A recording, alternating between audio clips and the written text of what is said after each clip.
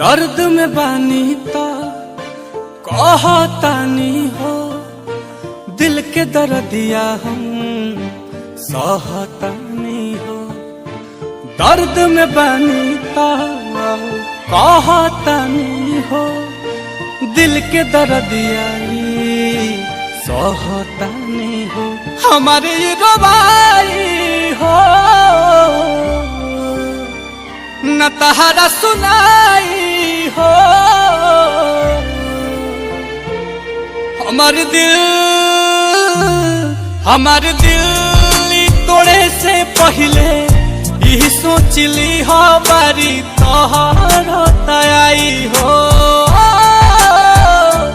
हमारे दिल तोड़े से पहले यही सोचली हो बारी तोहर तयाई हो। हमारी तोहर तयाई हो।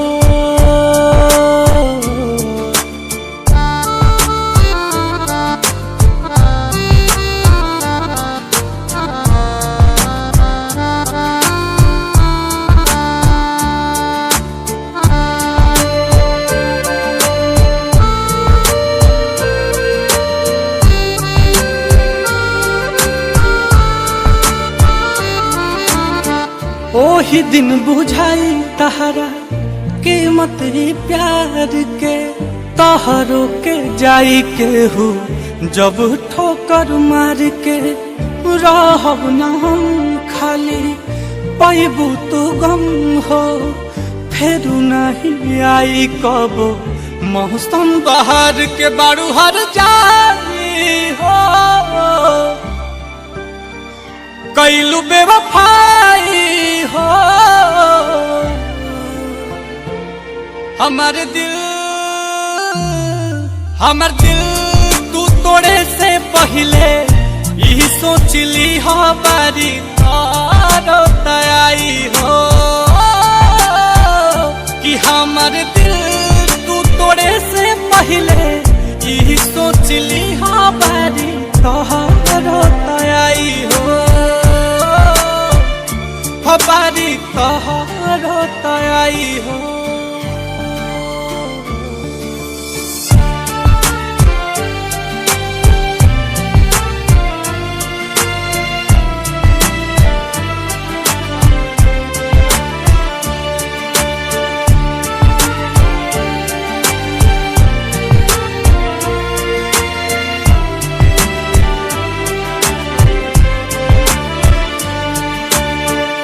ओह के मुबारक होखे आंसू के याराना, भइलू सुधा करला तू गुजरल जमाना।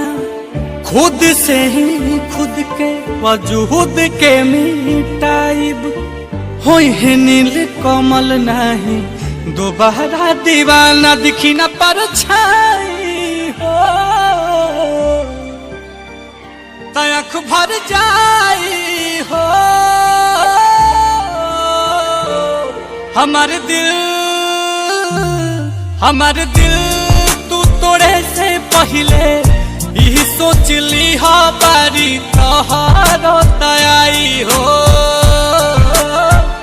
कि हमारे दिल तू तोड़े से पहले यही सोचली हो बारी तोहर तयाई हो।